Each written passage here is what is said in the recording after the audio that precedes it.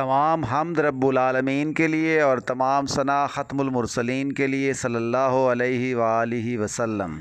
مغل شہنشاہ بھی کیا عجیب فطرت کے مالک تھے۔ نفرت کرنے پہ آئیں تو زندہ انارکلی کو دیوار میں چنوا دیں، اور محبت کرنے پہ آئیں تو مرے ہوئے ایک ہرن کے لیے مینار اور یادگار تعمیر کر دیں۔ آپ نے بالکل درست اندازہ لگایا۔ آج نکلے ہیں ہم ہرن مینار کی سیر کرنے کو۔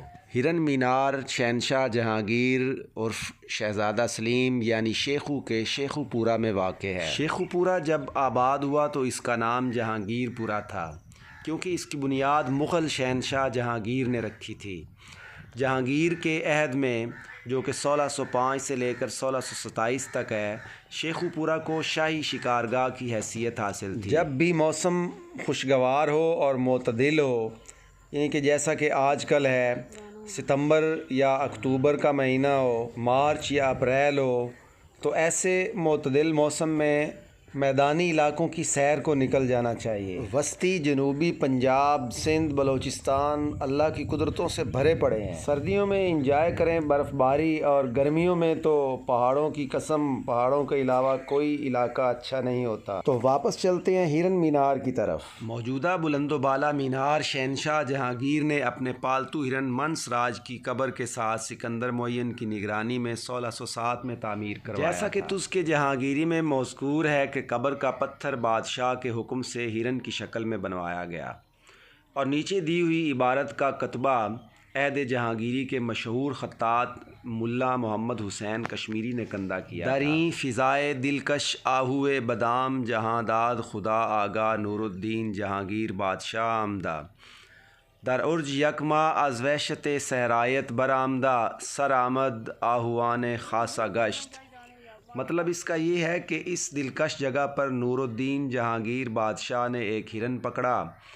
1 ماہ کے عرصہ میں اس ہرن نے جنگلی عادات و خصائل کو چھوڑ کر پالتو جانوروں کی سی خصوصیات اختیار کر لیں، اور جلد ہی شاہی ہرنوں کا سردار بن گیا۔ قدرت کی ستم ظریفی تو دیکھیے، اس گھر کو آگ لگ گئی گھر کے چراغ سے۔ غلطی سے بادشاہ کا تیر ہی اس ہرن کی موت کا سبب بنا۔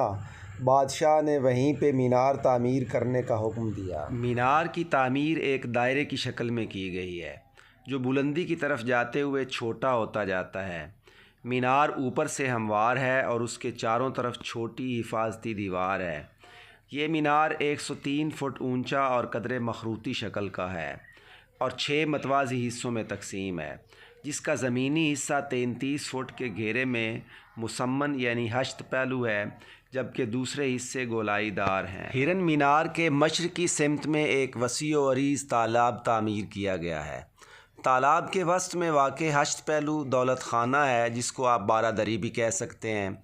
یہ دولت خانہ شہنشاہ جہانگیر کے حکم پر ہرن مینار کی تعمیر کے 13 سال بعد یعنی کہ 1620 میں تعمیر کیا گیا۔ مغل شہنشاہ شاہ جہان نے اپنے دور میں اس دولت خانہ اور تالاب کے اندر متعدد تبدیلیاں کروائیں۔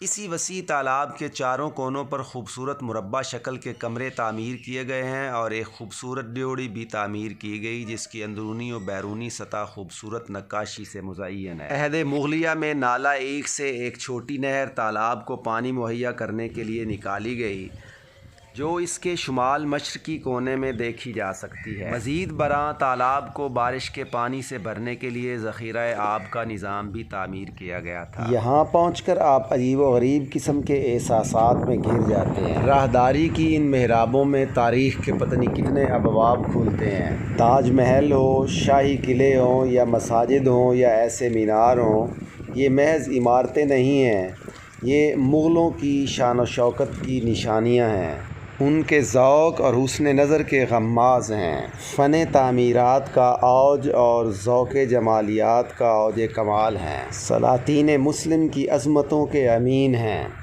مسلمانان بر صغیر کی عظمتوں کی داستانیں آج بھی ان کی دیواروں پر رقم ہیں، اور جن کو اپنے آباء و اجداد پہ یقین نہیں تھا، انہوں نے چاک اور کوئلہ لے کر خود داستانیں رقم کرنے کی کوشش کی ہے۔ تو یہ اتنی اچھی بات نہیں ہے تاریخی چیزوں پر آ کر دل بنا جانا، ان میں تیر چلانا، اور ان میں جو ہے نا وہ مختلف نام لکھنا۔ اگر ایسے ہی ہم اپنے تاریخی ورثے کو سبوتاژ کرتے رہے تو آنے والی نسلوں کے لیے ہم کیا چھوڑ کے جائیں گے؟ اس لیے تمام احباب سے دردمندانہ اپیل ہے کہ ایسی خوبصورت جگہوں پر ضرور تشریف لائیے اور اس تاریخی ورثے کو اور فطرت کو بچا کر محفوظ کر کے آئندہ آنے والی نسلوں کے لیے کچھ چھوڑ کے جائیں، بجائے اس کے کہ یہاں پہ آپ گندگی پھیلائیں اور اس کو خراب کریں۔ صبح سے لے کے شام گئے تک آپ دوستوں کے ساتھ، فیملی کے ساتھ یہاں پہ بھرپور طریقے سے پکنک منا سکتے ہیں، لیکن اسی بات کو پھر دہرانا چاہوں گا کہ اپنی عظمت رفتہ کا خیال رکھیے، نہیں تو یہ سوکھا ہوا درخت اس بات کی نشانی ہے کہ ہم اپنی قدریں کھو رہے ہیں۔ اس سوچ اور پیغام کے ساتھ کہ سیاحت کو تو فروغ دینا ہی دینا ہے، آنے والی نسلوں کے لیے کچھ اچھا چھوڑ کے جائیں گے۔ اجازت دیجیے، اللہ حافظ، پاکستان زندہ باد۔